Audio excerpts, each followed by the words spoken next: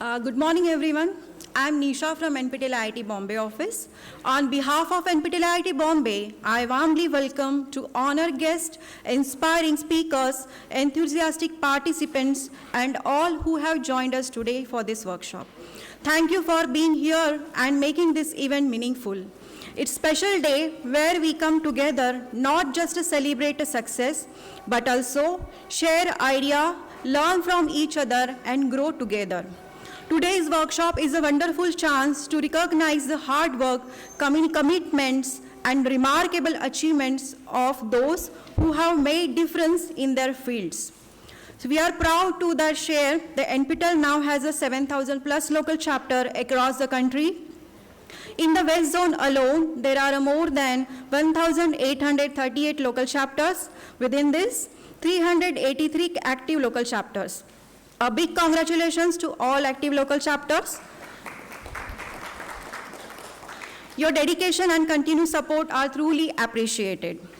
We are pleased to inform you that today we will have a special session for NPTEL Stars in this afternoon, 3 p.m. to 6 p.m. We invite to all interested participants to join this session. It is a privilege and pleasure to welcome our esteemed coordinators today, Professor Nandita Madhavan, Coordinator NPTEL IIT Bombay, Ms. Bharti Balaji, Senior Project Officer NPTEL IIT Madras. I kindly request Professor Nandita ma'am to please present the memento to Ms. Bharti ma'am.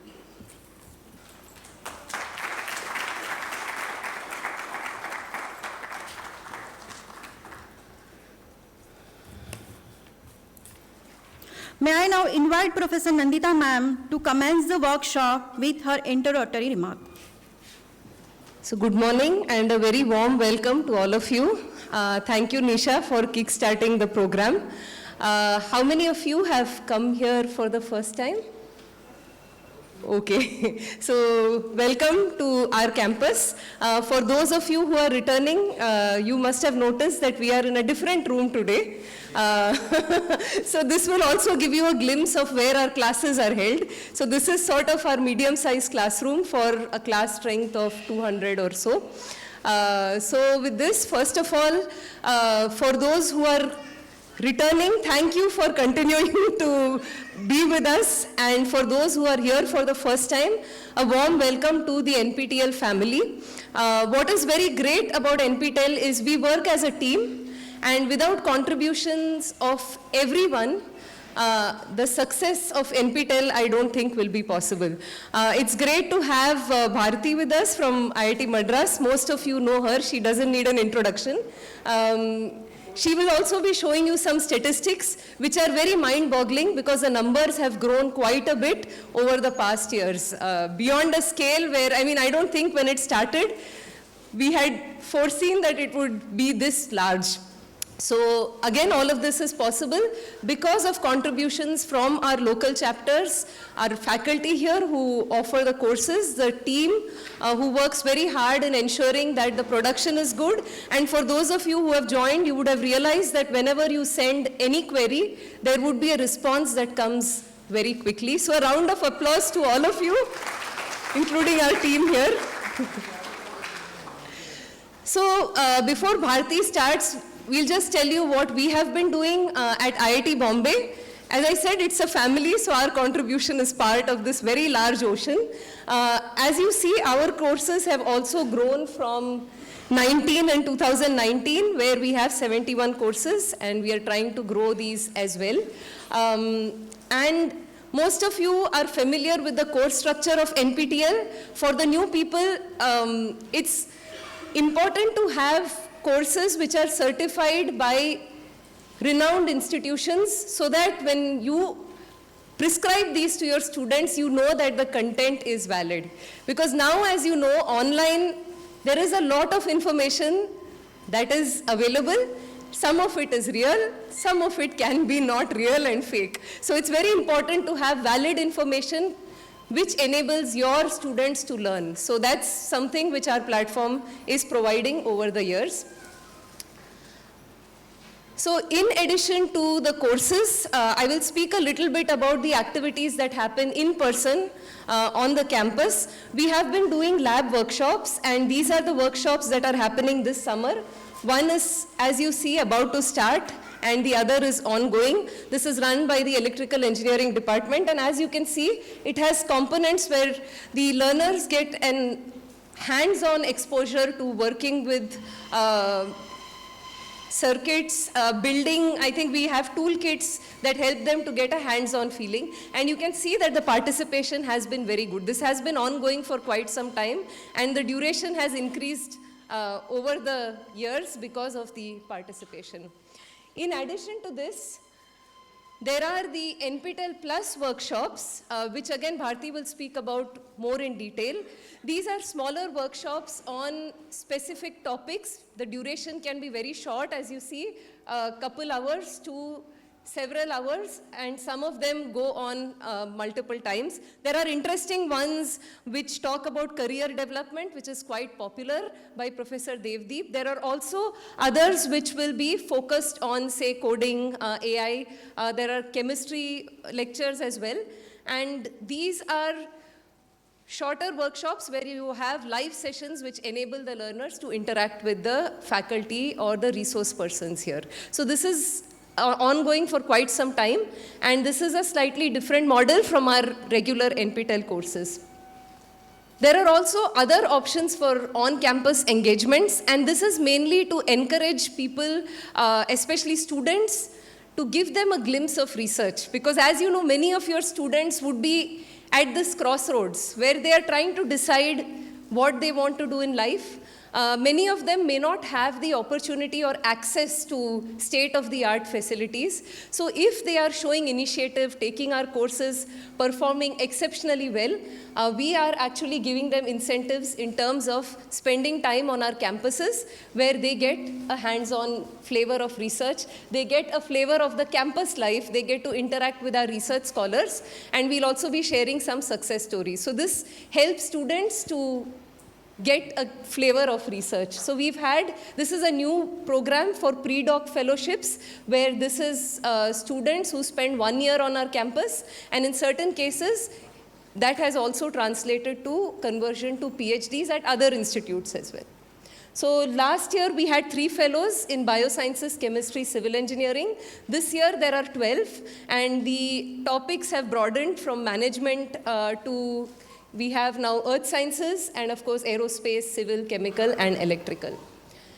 In addition to this I think the people who are returning are familiar with the internship program. So those who are toppers in courses can do internships in summer and winter. Summer and winter because that's when the hostels can be available for these students, and also faculty can devote more time with them. So they spend some time here, again, getting a flavor of research in case they want to do a PhD or pursue higher studies. So coming to the local chapter count, again a round of applause to the West Zone local chapters. So those who have joined recently, as you can see, you are part of a very large family, and we will also be talking about ways in which you can actively participate so that your students can benefit quite a bit from the NPTEL program. So those of you who are interested in awareness workshops close to your college, we have been conducting awareness workshops, and the people you need to contact are in green there, Bharti and Nisha. So if you want to do an awareness workshop which is close to your college, typically we have colleges around the vicinity also participating so that they get an idea about our program and how they can participate. So these are awareness workshops that have been done in Kolhapur, Pune, that was some time back, in Nashik, Solapur, and recently Aurangabad. And I think a few more are in the pipeline in Nagpur, maybe. So if you have an interest in this, please contact Nisha and Bharti. Glimpses from past SPOC workshops. The locations keep changing so that you get a glimpse of our campus. As you can see, most people are smiling. Of course, it's a picture, but We would like to have these numbers grow as well so that our NPTEL family grows. And with this, just a very big welcome from our team. So if you need to recognize our team, we are all in green today, different shades. And Bharti, of course, needs no introduction. So a big round of applause for our team as well. They work very hard to ensure things move. And with this, I welcome you to our campus. It's very beautiful. Luckily, it's not raining today. So after this workshop, you can also explore what is around campus. So welcome. Thank you, ma'am, for your presentation. May I now invite Bharti ma'am to begin the presentation, focusing on NPTEL course run statistics, the local chapter contribution, and other initiatives undertaken by NPTEL. So very warm welcome to all of you. I think, yeah, many we have met like we said, but it was wonderful to see so many of you coming very first time to the SPSC workshop itself, is it? It's the first time all of you who raised your hands are coming to this event for the first time. Okay, I think that's the biggest we have seen. In South Zone, it's more a repeat. I think last week I was in Kanpur. It's also a lot more of the people that we have been seeing. So it's nice to see fresh people here. Also gives me something to say. I can, talk more because every time I'm like, okay, same people, I'm also saying the same things. What's the point, And but today there's a justification for what I can tell you. So last week I was in IIT Kanpur and there's a coordinator there, Professor Satyaki. So he's been with the project since the inception of NPTEL. I think he's probably one of the coordinators of NPTEL for the longest time. So he's been around for I think 25 years now as a coordinator. And very interesting, I never tired to listen to this story. I've heard it from many people, but it's nice to recount how NPTEL was started, right? So even in the era of 1999, when Professor Anant was the director of IIT Madras, there was a Professor Mangal Sundar in IIT Madras who was a faculty. He had come back from Canada where he had seen a lot of this online education already happening there. And they actually submitted a proposal in 1999 when internet was hardly there. I think it was the dial modem that we were using. There was no internet at home. Mobile phones were practically non-existent.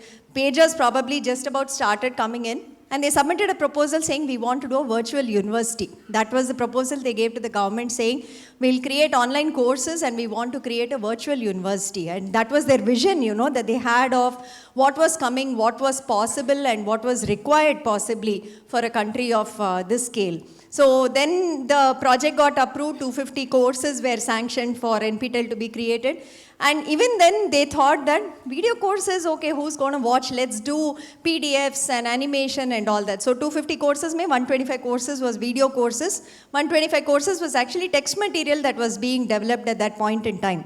But for the video courses, even as early as 2001, 2002, studios started getting established. So in IIT Madras, IIT Bombay, Kanpur, Kharagpur, IISc Bangalore, Guwahati, they started establishing studio facilities for recording and all, but it was standard, definition format that time, not, of course, the HD quality that we get today, standard definition format. And board teaching was there. There were no tablets, there was no digital writing. So people would teach in the studio writing on a board and that would get captured. So if you see some of our oldest courses from 2005, it will be that. Quality will not be great. You have to really figure out what they have written in some of the courses. But we still have kept it there because some of them are real gems. Those faculty we won't get today of what they have taught, and that content is invaluable.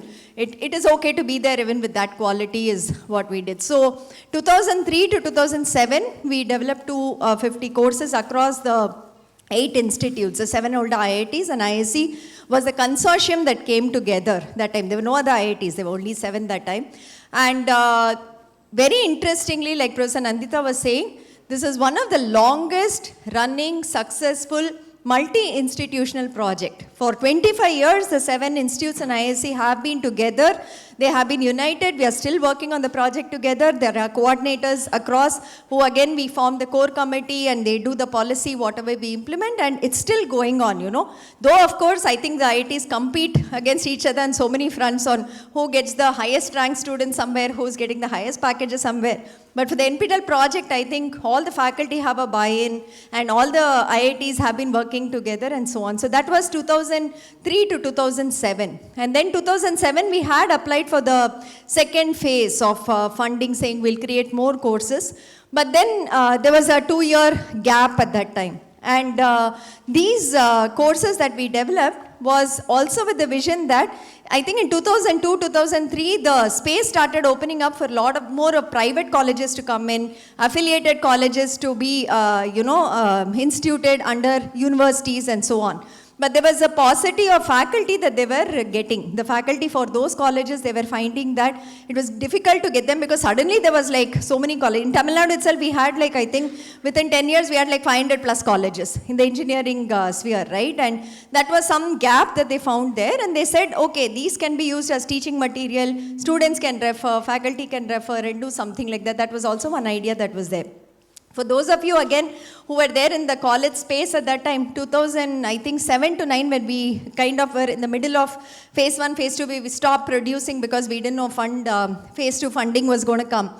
We were doing copying on hard disks. So many of your colleges might have something in your shelf, which is like 2 hard disks of content of the NPTEL courses. We had the PDF and the videos. We were copying it and giving it for a cost because we had to maintain our facility and we didn't have funding. So something very subsidized for government institutions, something for private, and that was going on. And a lot of colleges actually purchased that content and used it. Some of them put it in the library, some of them put it across whatever they had.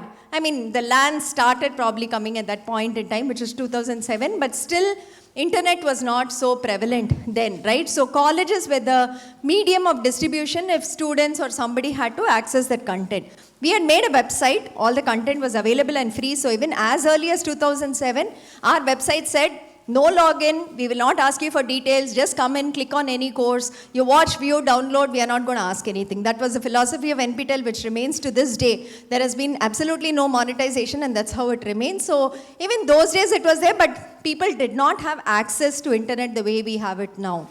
In 2009, we got the second phase. That was about 650 courses that we had proposed. So the first phase, we did the basic disciplines of mechanical, civil, electrical, computer science, and one more. And second phase, we broadened it out. We'll do more PG courses, we'll do humanities, we'll do management, and maybe chemical engineering and biotech engineering. So that came in the phase 2. So that went on from 2009 to 2013. So that was the phase 2 of NPTEL. And 2007, we were very lucky because YouTube had started then.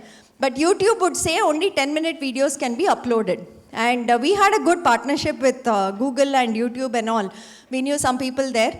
And there was a person who just walked into the IIT Madras NPTEL office and said, I'll allow you to upload 1-hour videos, right? What do you want? You want permission? We'll give the permission, upload 1-hour videos. And that's how in 2007, our NPTEL YouTube channel started.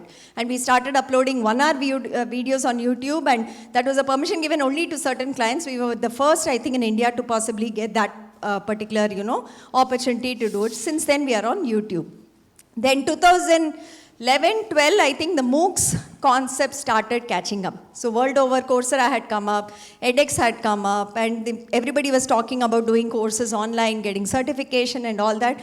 So the MOOCs had started picking up in those regions. And that's when kind of we said, okay, 10 years we've done this. What about, now doing certification in India? Because a lot of by then learners who came to NPTEL website started asking, saying that, I've done your course, I've studied the material, give me a certificate. And we said, how do I know that? I still have to test you, but we didn't have that mechanism in place. So then in 2013, we started kind of, looking at can we start certification. So we played around with 1 or 2 models and all. And again, there was Google at that time to our rescue. They said, we have a ready-made platform to offer courses, a learning management system. Again, see, today all these terms are so familiar to us, right? LMS, everybody knows. In 2014, nobody knew. And they came in and said, I have an LMS, you take it. I will put engineers there. I'll give you time. I'll give you cloud credits. Cloud. That was 2014. Okay, what is a cloud? Where are we putting it? Where is the portal? Was not something that was so clear for us. But they said, we'll put it on the cloud for you. Anybody can access. It will scale. It will do this and all. Again, for 3.5 years, they supported us completely in that project, giving us an LMS and giving us the, engineers to also develop it for our requirement. So 2014, we started the first NPTEL certification course. So that was one course. It was launched by the ministry in Delhi. It was on programming, data structures and algorithms. and 50,000 people enrolled in that course. So we had programming assignments, we had regular MCQs also in that, and we said we'll do an exam. And exam 1,000 people had registered for. We bombed the exam completely that time. In July, we were doing the exam. Nothing worked. It was like 3-hour delays. The exam didn't work at all. Everything went like absolutely bad. And we had to reschedule it. We redid another exam. And that was our first experience of having run a 8-week course online with people registering and all. But it was like free learner registration because we didn't have local chapters or college connects that time.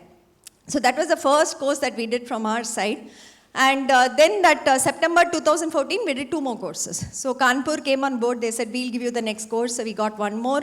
2 courses we ran in September. So 2014 was 3 courses that we had. So when you see the graph, why we show you the graph is because we have the story of the graph with us, which is what I'm telling you today. But there, of course, it's just numbers and bars for, some of you who don't know the story of it.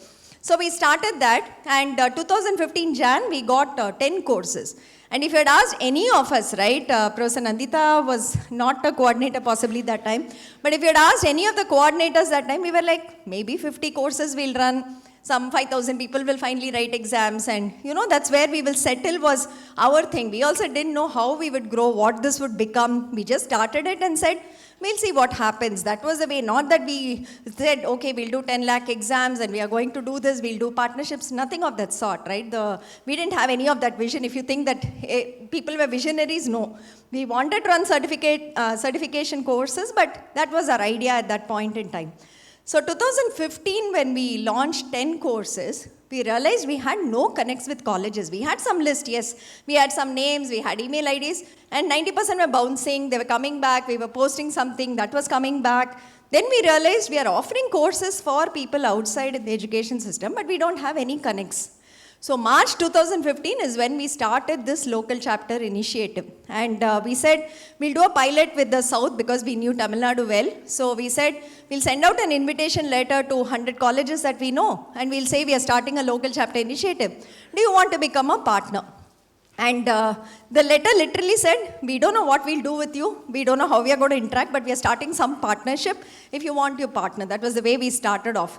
And immediately 30 colleges joined for us. And they sent us the acceptance letter with a SPOC. So our first SPOCs are actually from there, from March 2015. We have like 30 Tamil Nadu colleges who said, yes, we'll partner with NPTEL and do it. So thereafter, we could have a person there. We could correspond with them. We could send it and all that. Then we realized that, okay, we have to go now, travel and say we are doing this, right? Okay, Tamil Nadu, we know, they know us, they all accepted. What about the other parts of the country, right?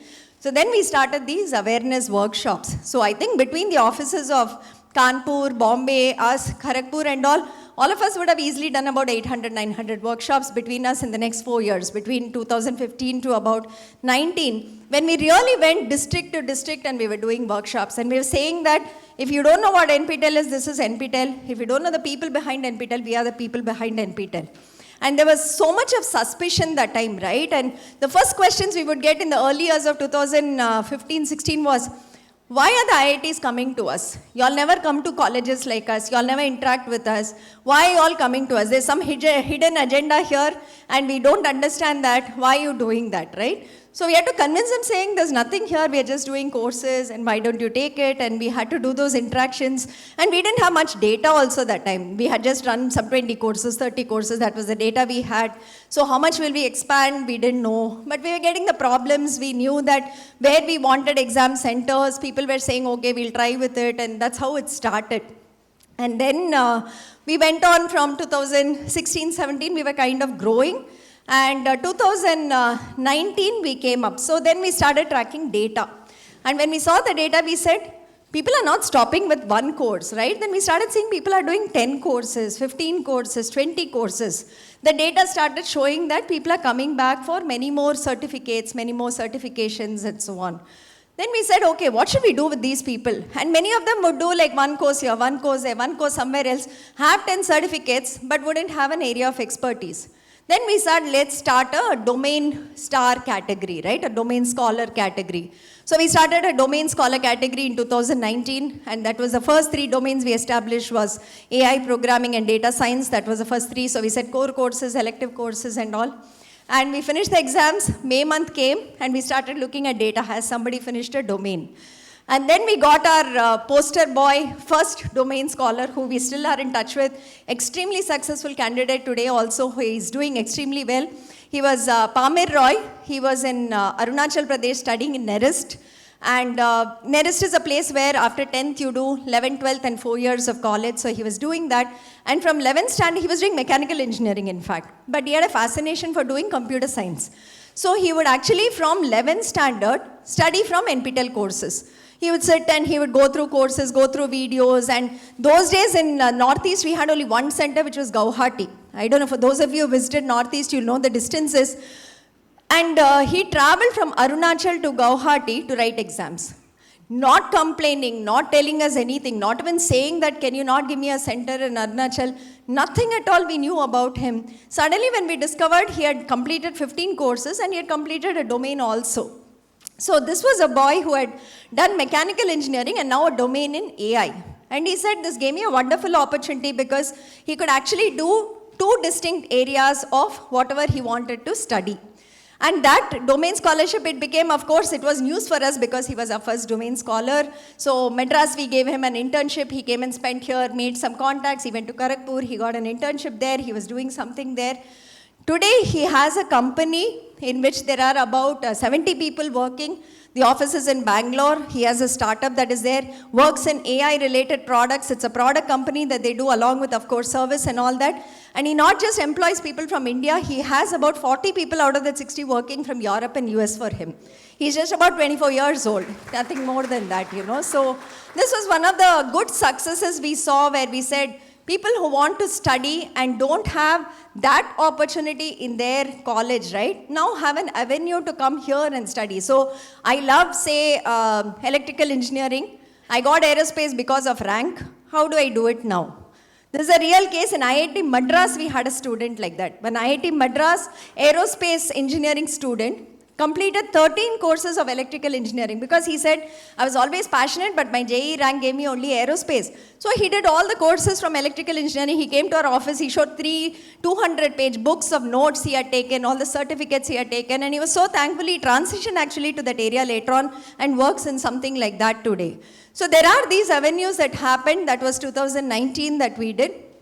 After that, we started growing, and of course, we found many more stars in the community, so we had to get a discipline star enthusiast. Then we said, suddenly, why are people studying for 4 years with us, you know, and what do we do with them, and all kinds of courses. It'll be like maybe 2 in this engineering, that engineering, humanities, management, and, you know, in Tamil we call it Aviyal, or maybe Hindi it's Khichdi, I don't know. A total spectrum of courses will be there. And then we said, okay, we will call them an evangelist because they are like so fanatical about NPTEL, so we brought up that category and so on.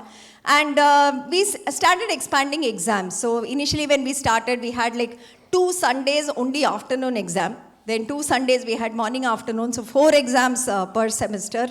Then we became, I think, 1 in March, then April, May, that one we started. 6 exams we went to. And I think 1.5 years ago, we said, okay, 3 days is not enough. We'll have to expand to 4 days. We went to 4 days. 4 days not enough. Now we are on 6 days. So you can do up to 12 exams in a semester in NPTEL with us. And it was unbelievable. We have these POG groups, right? So we were announcing this time we are increasing from 4 days to 6 days, right? And we were putting it in all the POG groups that exam dates are increasing. Within a minute, believe it or not, right? I don't remember which state SPOG group that is. So does it mean we can write 12 exams? So we said yes. Okay, I'm registering for 12. And I said, Arey Baba, we don't get seats, so we are increasing to 12. It's not like for you to write 12 exams, right? But really that enthusiasm was something where we said from 6 we are going to 12 and they were like, okay, I'm registering for 12, right? That was the instant response to say that we could do 12 exams. So we said, okay, let's see or whatever.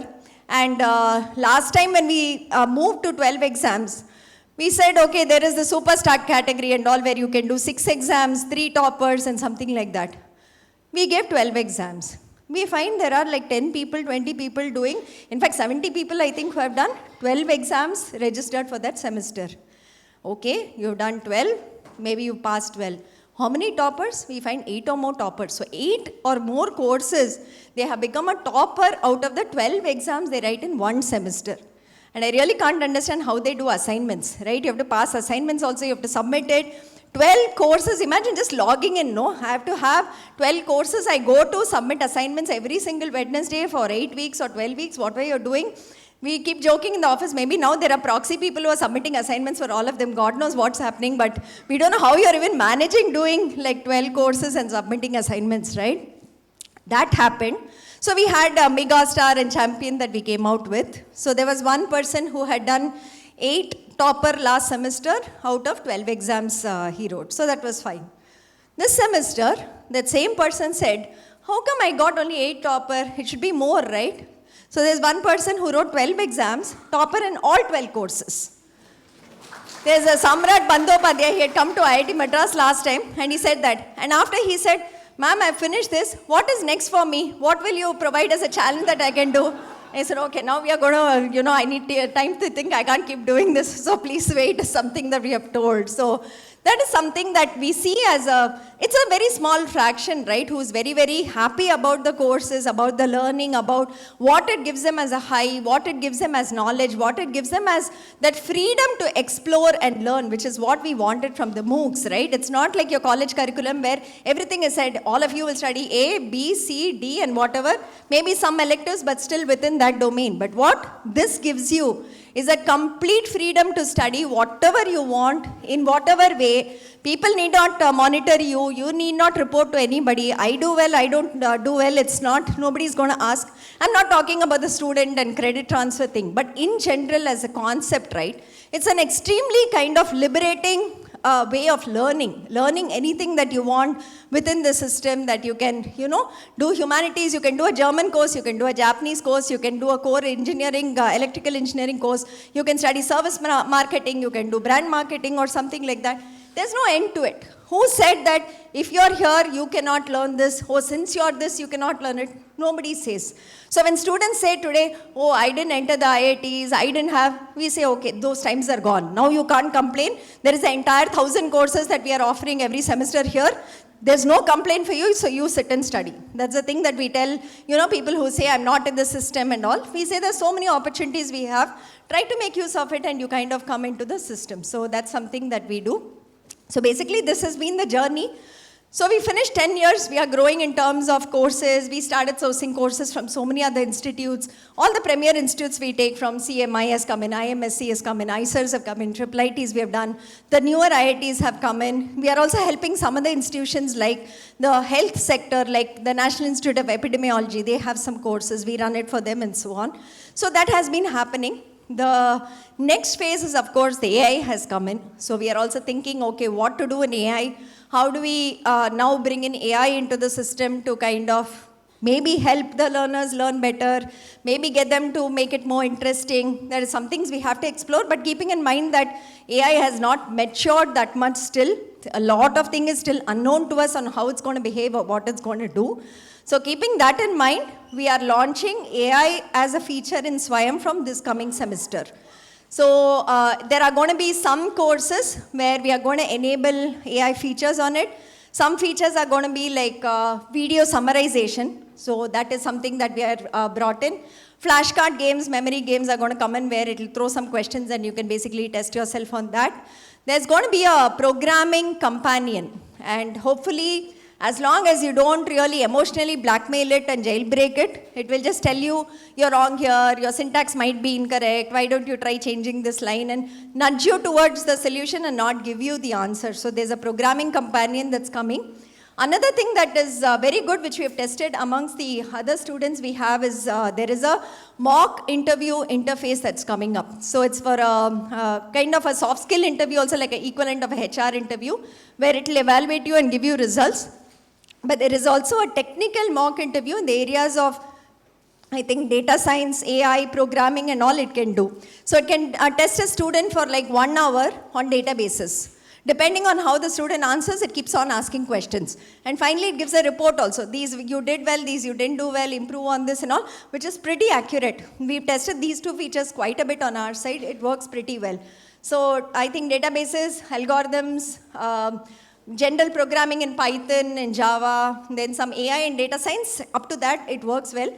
Training we'll probably have to do on much more that is there. So this is one thing we are bringing in from July, whatever courses have started yesterday.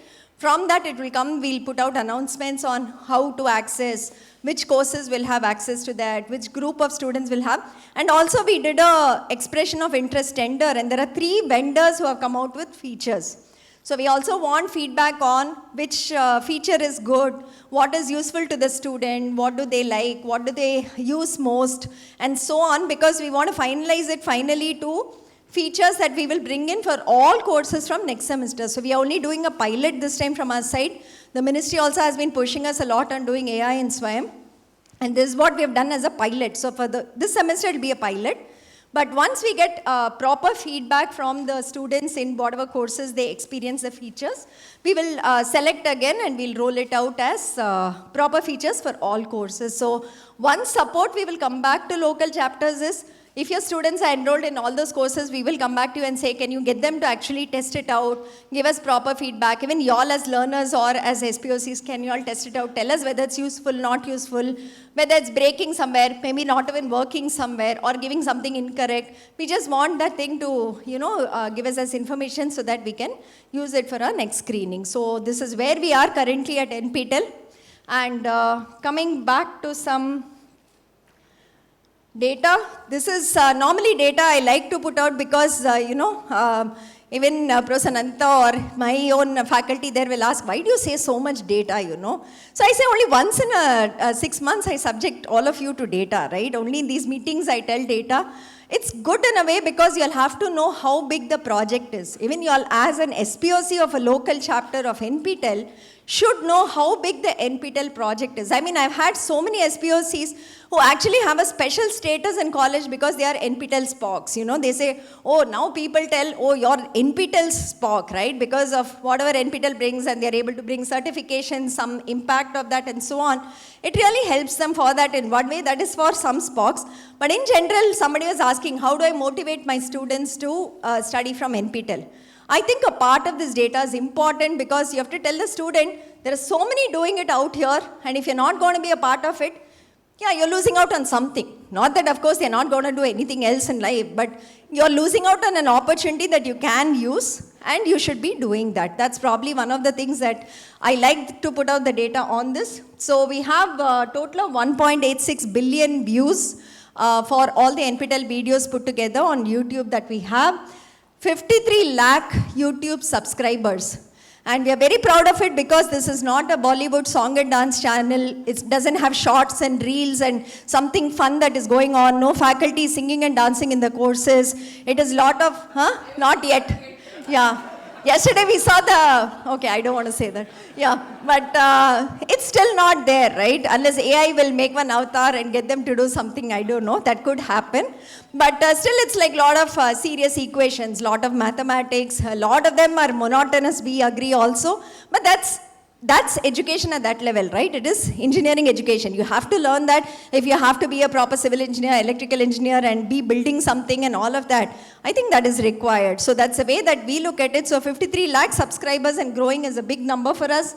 3,200 courses we have. So when we mapped it to the AICT curriculum, we have almost like 95-98% coverage of the UG/PG curriculum in our NPTEL courses today. It's not like a title to title match. We might have varied because IITs have a different syllabus. What faculty propose is a bit different. AICT has a different curriculum, but it will match across courses. We do have the coverage that has happened there.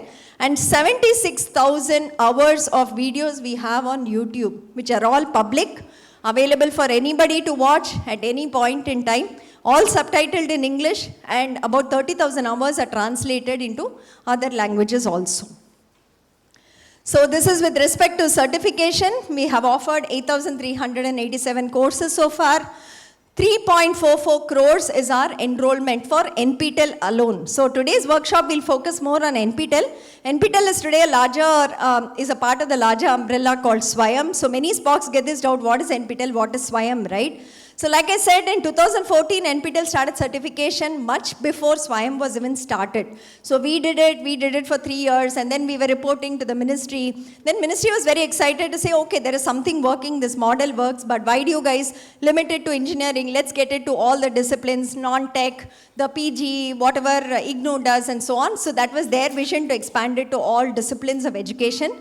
And then SWAYAM was born in July 2017. So they formed this project of ministry under which you have different national coordinators, different verticals. So NPTEL today handles the technical UG and PG vertical under SWAYAM. So the other coordinators, you have IGNOU, you have CEC, you have UGC, you have AICT, you have 2 school partners that are there, NITTER is there, and so on. There's a new partner who's come in called INI, so that is also there. So that's the SWAYAM. Under SWAYAM, NPTEL is a vertical. We primarily do engineering, but of course we do humanities and management because we have expertise and departments there. That is something we do. We maintain the SWAYAM portal technically. So what you see when you log in, when you click, when something has to show there, the features that are coming in and all that, the NPTEL IIT Madras office maintains that. So we work with companies to maintain the website so that the website is up, the portals are working, there is no issue. Like if you are bringing in new features like AI and all, we do that for SWAYAM. So technical maintenance is by us. The INI courses also for the last 3 semesters, including this semester, NPTEL is doing the operations part of it. So operations means we do recording of courses, we put it on the portal, we ensure exams happen on time and results are released. The quality of the courses is attested by them. We are not getting into that for the INIs, but we are operationally helping BHU and AMU launch their courses under the INI vertical. There is a talk in January, it might transition to BHU, after which we might not be involved. But for July semester, NPTEL is handling it for now. So that is something, so why we say this is, if you take any INI course in July semester, course will run on time, every week content will be released, we will ensure forums are answered, exams will happen, your results will come out. So this semester, we will guarantee that from our side. From next semester, we'll have to see how they take it over. 63 lakhs have registered so far and 40 lakhs have been certified so far from NPTEL. This is the pattern of the certificate that we have, largely unchanged. I don't think we've changed it too much in the last 10 years almost. Of course, 2017, I think SWAYAM logo got added, Skill India got added last year because of the ministry's request. Otherwise, we have a photo, the name, the course name, we put the assignment marks, exam marks, then a silver medal, gold medal, elite, something comes there. The logo of the institute giving the course comes there, which we would say is the biggest plus for NPTEL courses. So if IIT Bombay faculty offers a course, IIT Bombay logo goes on the certificate along with a signatory from here. So that is a huge plus, I will say, for students in colleges, because on your resume you can say a certificate from IIT Bombay, right? With an exam. It's not like I participated and they gave me a participation certificate, but I studied and I wrote an exam and passed it. Which Bombay is saying, IIT Bombay is saying, I have done it. So I think that is the biggest that we have here. There's a certificate format. In terms of number of courses, we have quite a good coverage of all the disciplines that are there. The largest being, of course, the expected disciplines, mechanical, computer science, electrical, humanities and management. But we do cover the others as we have, for instance, say ocean engineering or textile technology or economics or something like that. We are planning to expand it, but it's easier to expand within the scope of institutes we can work with. So we keep on getting requests from faculty and others saying, can we contribute to the NPTEL repository, right? But for now, we have permissions to work only with certain institutes. That's the mandate that's been given to us. In fact, even INI, they gave us permission only like 1.5 years ago. When we wanted to expand, they said no. Only 1.5 years ago, we even got permissions to work with other INIs and kind of get their courses out. So NPTEL has a mandate, we have certain things, we have a pick committee that reviews who we work with, all the proposals that come in and so on. So we are kind of limited by the institutes that we can do because the funding comes from the ministry. We also have rules for how we can use the funds. This is the growth of NPTEL, like I was telling. 2014, we just had 3 courses. You can see the number of courses we had in the bar. Below you have in the blue, green color, whatever, that is the enrollment. So we had a total of 1 lakh enrollment in the entire year across 2 semesters. 3,000 people wrote exams that year. And if you look at 2025, which is 1 semester alone, we ran 869 courses and 30 lakh enrollments, along with 9.72 lakh exam registration. So that's been our trajectory in the last 10 years. And of course, a huge thanks to all the local chapters, all your support, without which this growth would not have happened. In fact, one of the things we say is that the MOOC started in the West, but it started fading from almost 2015-16 and is in kind of some shape, but not, they call it a failure. The MOOCs is kind of deemed to be a failure in the West. They say it's over, the time of MOOCs is over, and so on. It's kind of undergoing a transition. But here we've been saying we are always picking up, we are still growing, we are still seeing an increase in numbers. Two factors there. One is the policies that have happened, say they have enabled FTP certificates for faculty. So faculty are encouraged to do it. There is credit transfer for students.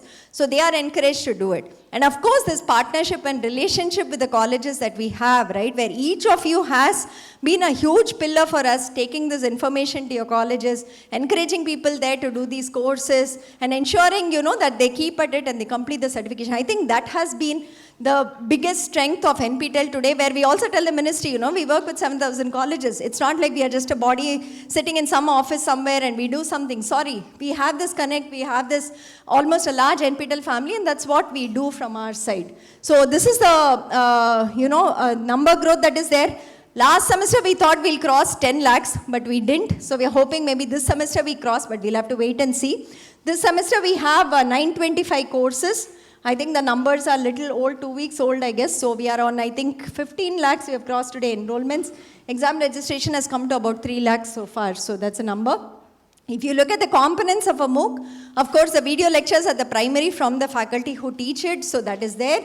Then you have assignments every week, which can be objective, it can be subjective, programming assignments, or a mix of those. Then you have additional reading material, which are text transcripts, any reading notes that they give, or some such like that. Then you have live sessions by faculty, TAs in many courses. In fact, in more than 300 courses, we have the PMRFs who are doing live session week on week in the most popular and required courses. So that's something we're doing. In the other courses, there are maybe once a month sessions by the faculty or the teaching assistants. So that's there. And the forum to ask the question. So one thing we found is, forum was initially okay in 2016, 17 and all, but lately it's become like extremely quiet, silent, and something that's there. But what we hear from local chapters is there are a lot more mentors coming into the picture these days. So a lot more mentors who are hand-holding the students within the system, within the college, and the queries get resolved there. It's not required to come to the forum and actually ask the faculty member and team there, but the local faculty are able to help the students. So that is one reason that we keep getting. The reason for certification, credit transfer is the biggest. As we see, it's still growing. It was around 7.7 lakhs who said they took it for credit transfer last semester. The other things are getting a job or internship, doing research is a small criteria, then update myself with knowledge, and these are the numbers for it. Exam attendance percentage has been very standard, anywhere between 87 to 89% we constantly get. Pass percentage seems to have stabilized at around 70 to 72%. So that's the rate we are seeing here. Gender split has been kind of again consistent between 58, 40 and something 60, 40, somewhere around that. These are discipline-wise statistics. Just to give you a thing of where is the biggest one, no surprises at all of us know it. CSE is the biggest. We have 42% of total enrollment, 12 lakhs, almost 13 lakhs coming from computer science. Then management, which is so much smaller, 1/4 of the CSC numbers that we have. So that's there. And we also track how many people from CSC register for exams, how many of them actually pass, what is the conversion, all of this we track from our office. So this is also to show you that it's not like we just run courses, but there's a lot of tracking that we also do internally to see how the entire system works, how the data showing us saying, are there issues, are there concerns we have to bring about, should we change some things here, and so on. We do tracking from our offices across all the disciplines that we have numbers. This PPT will be shared with you. I think it's already hosted on the NPTEL local chapter website, I think. You can take it, feel free to use it within your college or anywhere else for presentations. It's all public data. We are running a publicly funded project, so this all data is available for you. So this is problem solving and life support, like I was telling you. These are PMRFs, there are PhD students in the CFTIs who also get one more additional scholarship if they get selected for some Prime Minister research fellow, they call it. From that, there's an additional funding that comes. Under that scheme, they are supposed to also do a teaching component. So instead of teaching elsewhere, we say, why don't you teach for NPTEL? So many of them are interested. So they do that. If you see the July courses, July 2025, 360 courses are going to have PMRFs take live sessions every week. So this is something we would really urge your students to attend, if possible, live, so that they can ask questions, they can interact with the person who's teaching and doing the live sessions. If they can't attend it live, at least watch it later on, because a lot of problem solving is done in these sessions.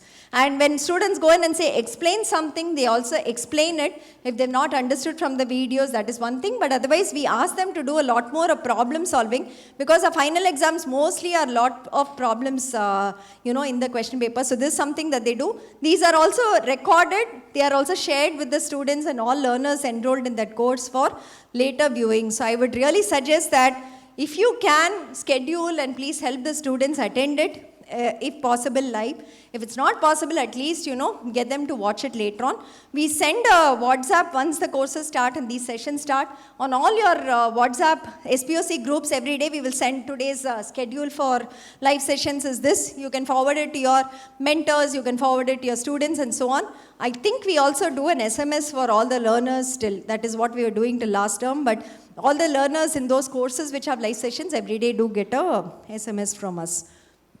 Top 20 exam cities that we are tracking, Chennai just drives us crazy, Chennai has been the biggest zone for us for whatever reason. Out of 9.7 lakhs, 1.2 lakhs comes just from Chennai. It's not even a state, it's a city. And our capacity there to conduct is 8,000 is what TCS claims, but they hardly give us like 6,000. So per day we can do 12,000. So for the 1.2 lakhs, we conduct 10 days of exams in Chennai, while other days we do 6 days. It's 3, but it's still a bigger zone for us. It's just a city for us at some level, right? It's all the same. Kanchipuram, Tiruvallur is the same, not so big. But base Chennai itself gives us like 1 lakh. The remaining will be like 20,000. So the constraint for us now is that in certain areas, we are really going above the exam partners' capability to conduct exams, and number of days on which we have to conduct exams is increasing quite a bit. So if you can see, the next is Delhi, Faridabad, that zone, but it's almost half of Chennai that's there. And after that comes, of course, Hyderabad, Coimbatore and all that. The problem is that there are smaller towns where maybe the total number will be 3,000.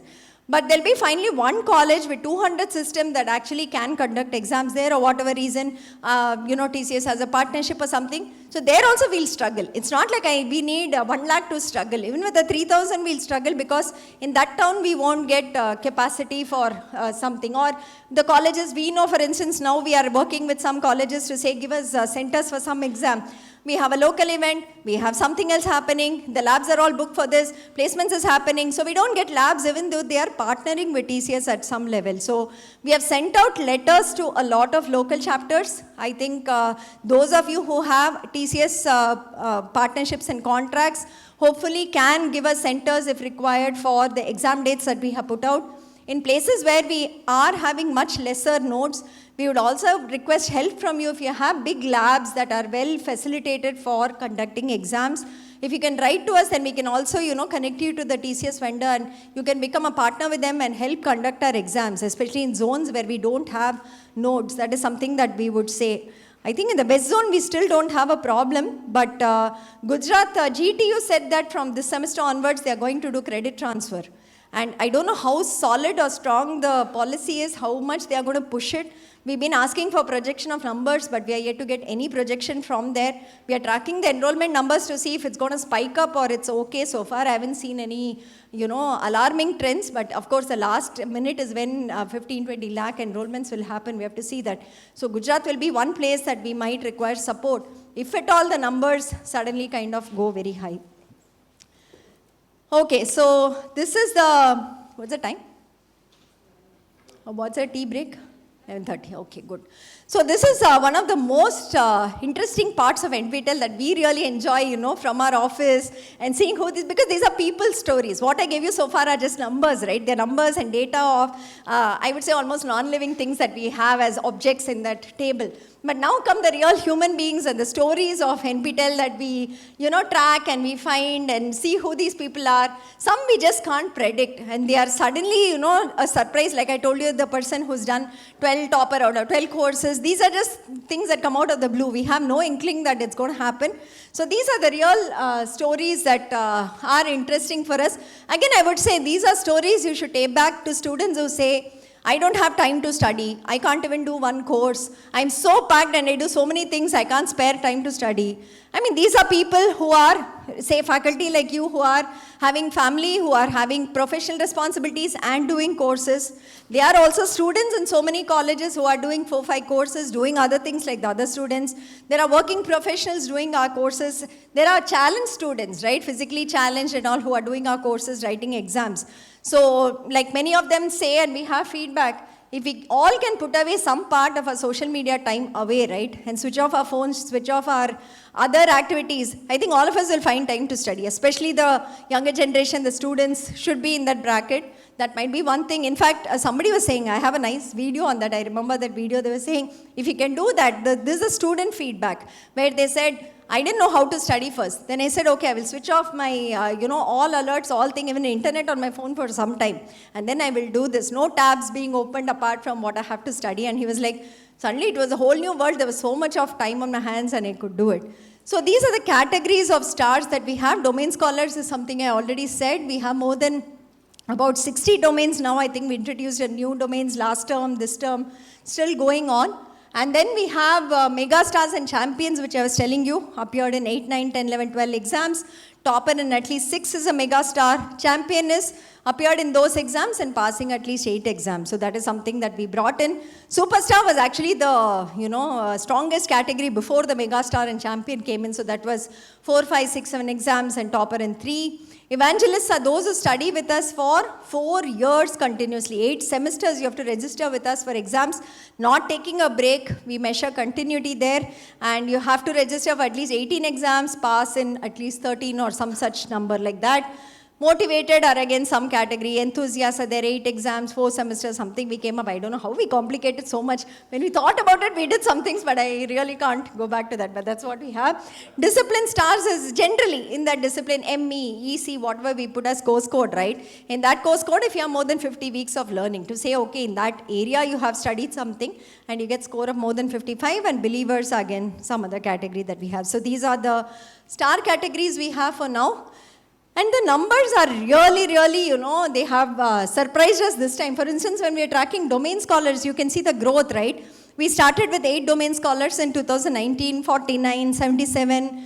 Okay, it was hovering around 130, 140, 150. We said maybe we've stabilized, right? And we are going to get so many domain scholars there. Then we saw 250, and this time 305. And a doubling in Jan 2025, which again we didn't expect, right? Many of them we know they have done 3 or 4 courses, but will they complete or something? Till they do it, we don't know. So that is like a doubling this time from 300 to 600. Again, if you see the discipline stars, from 2,500, it's gone up to 4,200 this time. The motivated learners, 900 to 1,756. And what I hear from a lot of, how many of you are stars here? Okay, that's very nice. So we also have a stars meeting in the afternoon, I think, where we have started doing events for them to say, okay, how do we meet them? What do we do for them? How do we get them on campus also to get them interested maybe in whatever they want to do? And one of the things that stars have started is, even sir here will tell about that, but now there are races and competitions amongst the stars. So we have 3 stars WhatsApp groups, okay? 1,000, I think we have like 3,000 people on these groups totally. And now they're like, okay, what did you register for? What did I register for? Okay, is this so much? Are you doing 12? Am I doing 10? And this, and sir will also say, I will retire only when I complete 100 courses from NPTEL, right? That's the thing 85 completed? Okay. So there is one professor, I'll show you. He has completed 6 Swayam courses, 73 from NPTEL and 33 from IIM Bangalore and all of it. He is a faculty who's retired now from BITS Hyderabad, teaches there part-time, and he's completed 106 NPTEL, 106 Swayam courses, out of which 73 are NPTEL, a topper in many of the courses and so on. So there are people like that, and this race is on. So people are now, targeting how do I become a star. Right? And after we've started the star events, it's more like, how do I come to that event? Okay, I need to come to the event.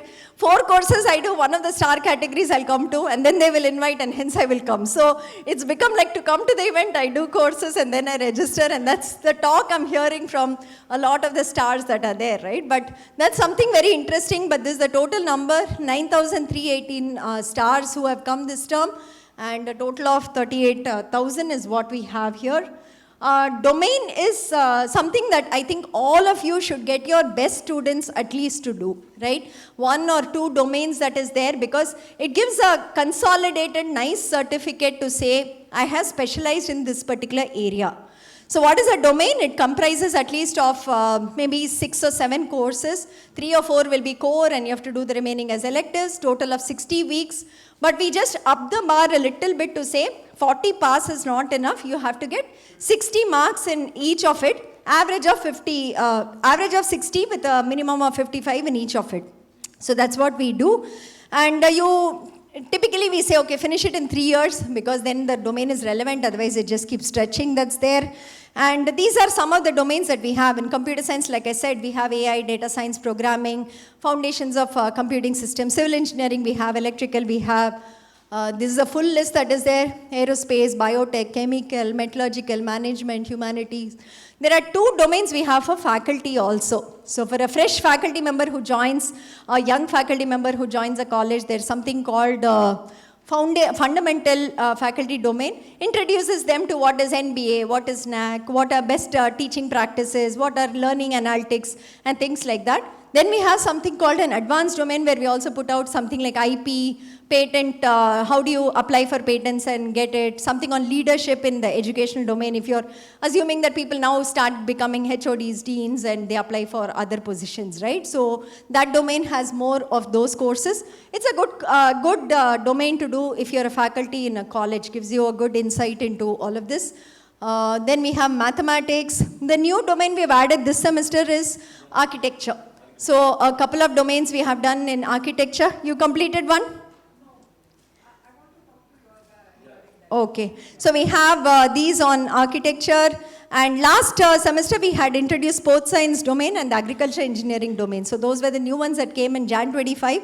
And now we have introduced this particular thing. So a lot of it is there. Students can choose whatever they want. So irrespective of credit transfer, irrespective of, whatever the college says on top of that learning, if they want to learn one of the areas, it is available here to learn. And the certificate is actually a very nice one. So it says you're a domain scholar. We can't give a diploma from NPTEL because we are not a university or a degree granting, diploma granting organization. We are just a project. So we can give only certificates. But this certificate is nice because it says this. It puts the domain out. It shows all the courses you have done. Each of it is individually verifiable and something nice to have on your thing. Number of domains completed. One domain is 1,500, like you can see. About till 2 years ago, we had the highest number of domains completed to be 4. There was one Professor Suganti who had done 4. We said, oh wow, 4 is a lot. Then we saw this time there's one person who's completed 7. And the next people who told me 5 were like, ma'am, do 2 courses, 4 I'll finish, I'll also be in 7 this time. Is it okay? Very good. So that's where we are with the other domains that are there. And this Professor K.G. Krishna, who was talking about from Hyderabad, who's done the 106 SWAYAM courses, he is the one who's done 7 domains. So he's 66 years young and done 7 domains. Primarily, a lot of faculty you can see are also doing domains, various domains, right? They are also pursuing, which is very nice to see from various colleges across the states. And how many semesters do typically people take? Normally it's 3, 4, 5, okay, even up to 6 we can say, which is 3 years. And then there were like 5 absolutely insane people who have done all 7 or 8 courses of a domain completed a domain in one semester. So we say that's an example. Please don't follow. It's not something that is viable or feasible for everybody, so don't go by that. But yes, we had to put it down as data, so we put it. But I think spacing yourself, doing 2 courses, learning it, absorbing that, getting to know something more, getting on to the advanced courses is a better way to study a domain than do this altogether. As expected, computer science has the maximum in Jan 2025. 279 people have finished computer science domains. Faculty domain is 92. Humanities is 42, and so it goes. So these are numbers in that. Then we come to the megastar category. So Samrat Bandyopadhyay, he's actually employed in the West Bengal government sector. He's also finished his master's in law from IIT Kharagpur. And he's the one who's the 12 topper out of 12 courses that he has done. He's the megastar there. Apart from it, from Maharashtra, we have a faculty who's finished 12 certificates and a topper in 8 courses. Maybe afternoon we'll meet him, I don't know. Then we have Rama Reddy. Rama Reddy Curry is actually 73 years old. And he has also finished 11 certificates, topper in 8. Then there are other people that you can see here. So they're all here. NPTEL Superstars, of course, we have faculty, so 12 certificates, 5 topper.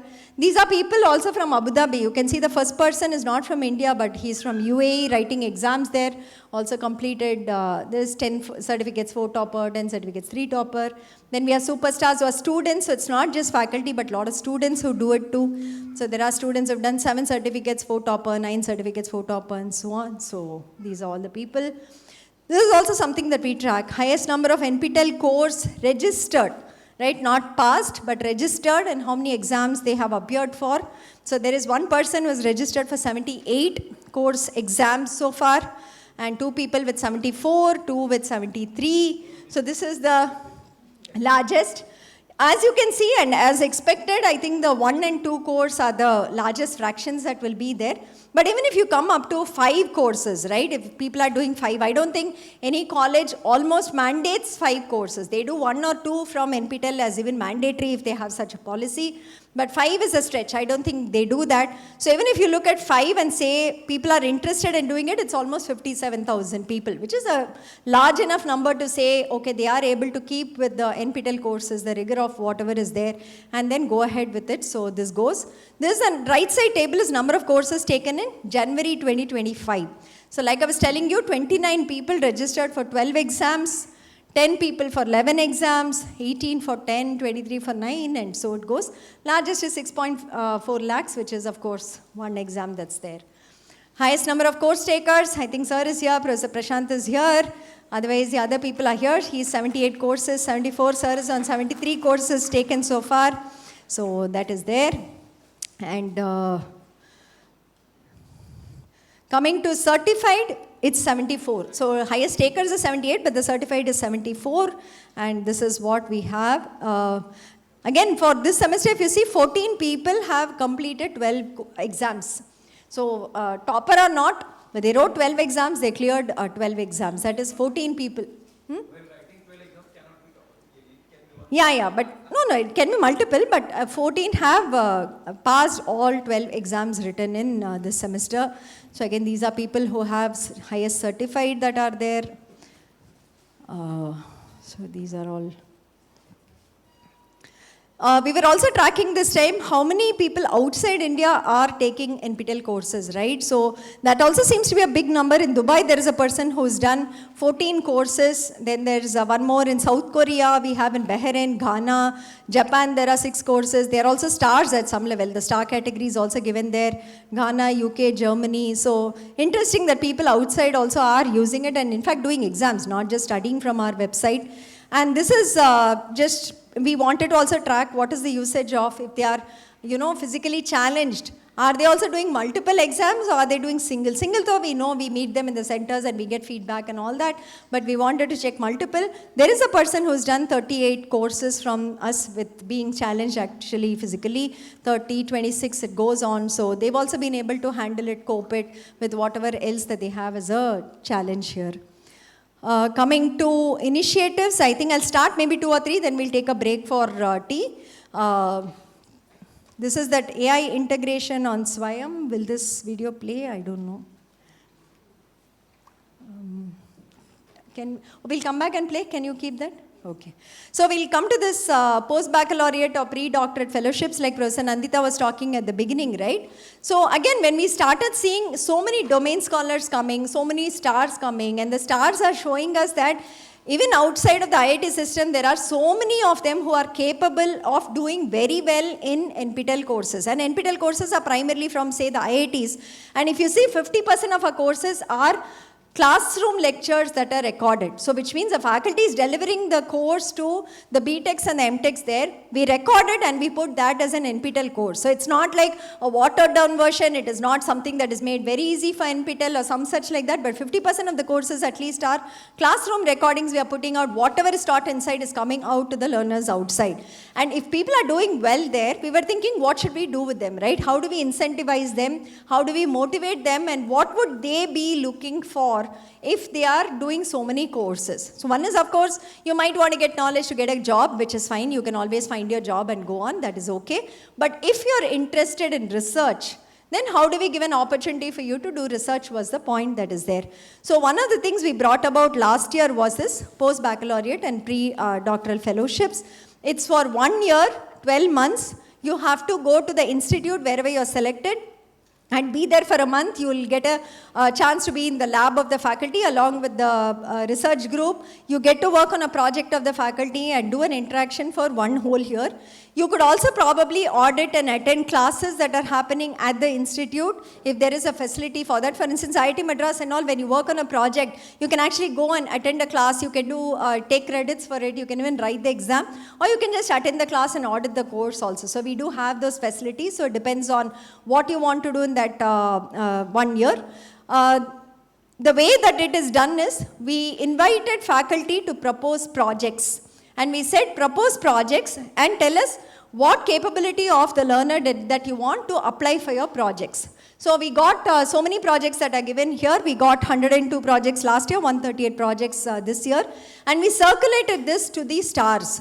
And we said, if you're interested, you please apply to this. See your area, see what your strengths are, see the project of your interest. You apply to it with an SOP, one resume, and you tell us your preference of projects 1, 2, 3, 4, so that we also know which you are most interested in. So this we shared with the faculty, and many of them actually had interviews with the stars who had applied. And they chatted with them, they had interviews, technical interviews sometimes, or it was generally an interaction with them, they had that. Then they gave us a final list of selections that were there. Then when all the selections came in, based on the preference, we of course did the allocations, and we sent out the offers to the stars who had been selected. The stipend that we are giving is 25,000 per month, along with HRA. So whatever the HRA is, it's very difficult to get hostels in the IITs these days. We are just unable to get it even for our students. Where there was a 2-room sharing has become a 3-room sharing now, I think. So hostels are almost becoming impossible. But most of the institutes have good PGs around it, where even I think all our office staff and all stay. So we help them out with finding accommodation. So the HRA component was more for that. And this 25,000 is more like a stipend for them to, of course, sustain and survive in that 1 month that is there, right? And a contingency of rupees 1 lakh for whatever work they are doing. So contingency could be if they are working in a lab, if they have to buy consumables for whatever he is doing, that could be, they could buy a laptop, they could buy equipment. If they are traveling to a conference, it could cover the conference charges. Anything that that particular fellow requires for that 1 year with respect to the work can be covered in the contingency. So typically, NPTEL is putting out 4 lakhs for every pre-doc fellow, and we are saying that we will support them financially and enable this process where stars can go and spend a year with the faculty at the respective institute. So this is what happened. And total students this time who applied were 549, and selected this time has been around 180. So as of joining yesterday, that I saw, it was about 80 have joined. The remaining are still joining in July and August as they're coming in, as they're graduating. So it can't be a student in the 2nd year or 3rd year. That's not possible. This is a 1 year that you have to spend physically at that institute. There is no online component here, which means you have to complete your graduation. And typically, if it's engineering, they want a BE or a BTech. If it's humanities and management, there are other requirements that they are putting out there. That is one thing. If you're a postgraduate also, you can go there. We've had 1 or 2 stars where the college in the second year of the MTech or something said, we permit them to go 1 year and work there as a pre-doc. So I don't know how many colleges have this facility, but we had 2 stars last time who did that. So they were in second year of the masters, but the college gave permission to spend a year at this particular institute. So they went there. And the success stories that we found is that one IITM pre-doc has joined PhD in Gandhinagar, 4 IIT Roorkee pre-docs have joined the PhD program in the same institute. Some have joined MTech programs now is what we are getting as information. The other people we are still tracking as to what happened. Last year it was 69 fellows who finally joined after getting selected. This year 180 selections have happened. We are waiting to see how many actually joined there. We have also started getting CSR support for this. So AGS has been a company that has supported 3 students for CSR. So they've given us 12 lakhs and said that will be their contribution to the pre-doc fellow. This has videos, but I will play it maybe after that. This has been the feedback from the students. It has been largely very nice because they actually get to spend a lot of time. Some of them even got research papers out of it. Some of them actually did experiments out of it. And there was a good interaction is what they told us across the 1 year that's there. So this is the second one, support for SPOCs attending conferences. I think all of you know it. For the new people, this might be something worth noting.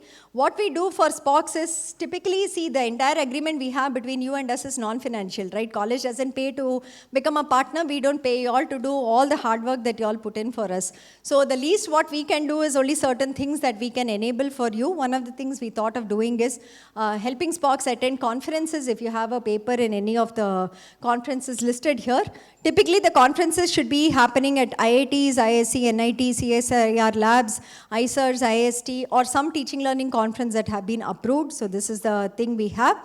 And up to 25,000 we support for attending the conference. It could be going towards your travel, your accommodation, your conference registration. So whatever those charges are, submit the bills to us, and after that we'll be reimbursing. So this is something that we do for SPOCs. This is what we've gotten so far in the last 6 months, 40 applications, 19 approved, 7 utilized. It's still very, very small for the budget. We are actually setting aside. We would also be happy if more of you are actually attending, then let us know and apply for this. So 1st to 10th of every month, we open an application. The local chapter email ID, from there you'll get a mail saying the form is now open. You can apply prior to say I'm going to attend a conference and get an approval first. After you finish attending, then you send us the bills and we reimburse the money for that. So this can be done. What we did from the last 1 year is, we are now extending this conference support to NPTEL stars also, not just the SPOCs, who are domain scholars and superstars. So since superstar there, I guess the mega and champion will come in, but basically this is what we had extended last year. And that has been actually a better utilization. 26 received, 17 approved, and we are receiving the bills for the others. So it's the same thing here. So if you have stars in your college also, go back and tell them use this facility. They can apply for this and actually get support for attending conferences. Internships, this is what Professor Nandita was talking about. The pre-doc is a 1 year long-term opportunity to be at an institute and know what research there is like with that particular faculty. Internship is a much shorter duration. So you can do 4 weeks, you can do 8 weeks, you can do 12 weeks. The max we've extended also is up to 6 months. When the faculty was very happy with an intern said, I can stay longer. We have also done it for 6 months, but typically it's like 4, 8 or 12 weeks that we have internship. Again, these are for toppers in the courses to apply to the faculty who offered the course in which they were a topper. So if I wrote some, electrical engineering course, that faculty, when they say I will take interns, I apply to that if I'm a topper. And of course, from that selection happens if there are more people that are there. So in that case, the selection happens, and stipend, we revised it from 5,000 for 4 weeks to 15,000 for 4 weeks now. So every month they get a stipend like that. They of course get an internship certificate. And here too we've had good conversion. So we've had an IIT Hyderabad student who became an MS student. IIT Bombay, we had a very successful story. There was a student who joined as an intern, converted it into a master's, converted to PhD. Last year when we had July, I think, when we came in for the SPOC workshop, the student had defended the thesis and just completed the PhD. I think currently he's working in the US or doing his postdoc in the US now. So started with a single internship of 2 months, but ended up being an PhD from IIT Bombay because it was a good synergy with the faculty here. So there's a potential for that, and that's what we also aim for when we are giving such opportunities. Internships for toppers, these are the numbers we are seeing. One thing which we are seeing is, there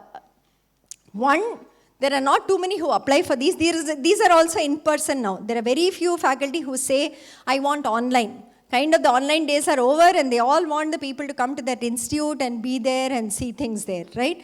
That is one. So we have been opening up a lot more opportunities, but the applications we have received is quite few.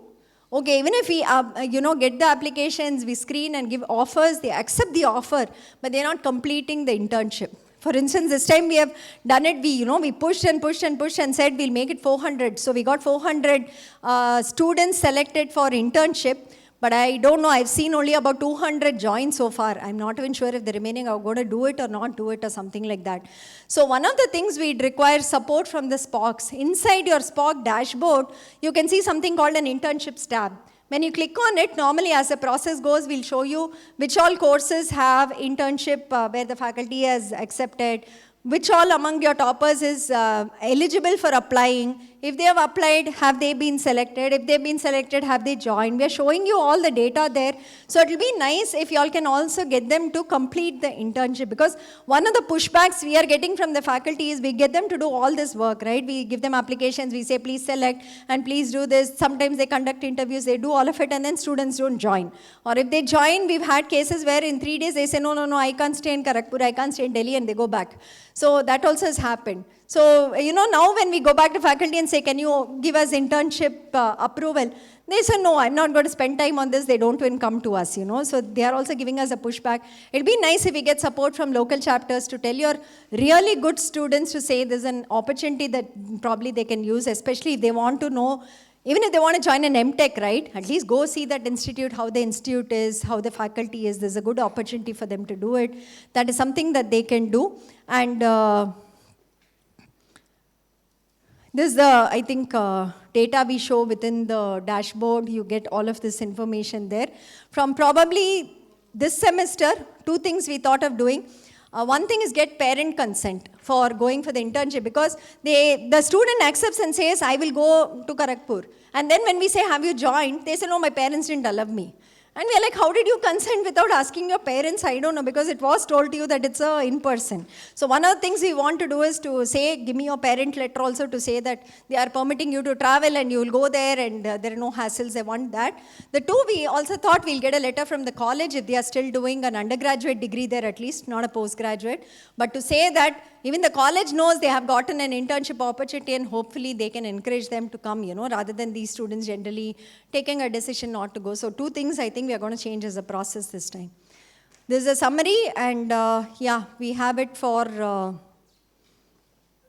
applied is 1,800 this time, joined is 400 it says, completed is in progress. The winter intern and IIT Bombay, I already mentioned that, so that's there. Internship stipend we have increased to 15,000 per month, and we hope they will apply. So this is about the internships. Credit transfer, I think we all know credit transfer. It's permitted up to 40% by UGC, ICT, but how much your college, your university takes depends on your academic council. Adoption models, your university and your academic council again has to approve whether they will write NPTEL exam, they will not write NPTEL exam, they will just do the NPTEL course, but you will give exams. How will you handle something as if they fail an exam, if they are absent for an exam, what are the alternatives that they will get? What is the credits that they will get for an NPTEL course? So normally we recommend 1, 2, 3 credits for an NPTEL course, but we know of colleges which take our 12-week course for 5 credits also. They say it's a very difficult course, it's much more difficult than the college course, so we are giving them 5 credits for an NPTEL course. Again, your academic council and the university can actually frame these rules to say how SWAYAM courses will be enabled within the university and credit transfer mechanism, right? Whether it's mandatory, whether it's optional, how many can they do, what bucket they can choose from. Is it an open bucket? You'll say all 900 courses, anything you can take, or will you give them 2 courses, 5 courses and say take from these? All of these are left to the freedom of the university, the academic councils to kind of do it. But again, one thing we will suggest here from our side, on the NPTEL website, we have something called credit transfer guidelines that we have put out as a 10-page. It's a very short document, a 10-pager, based on our experience of having interacted with colleges and seeing the feedback that is there.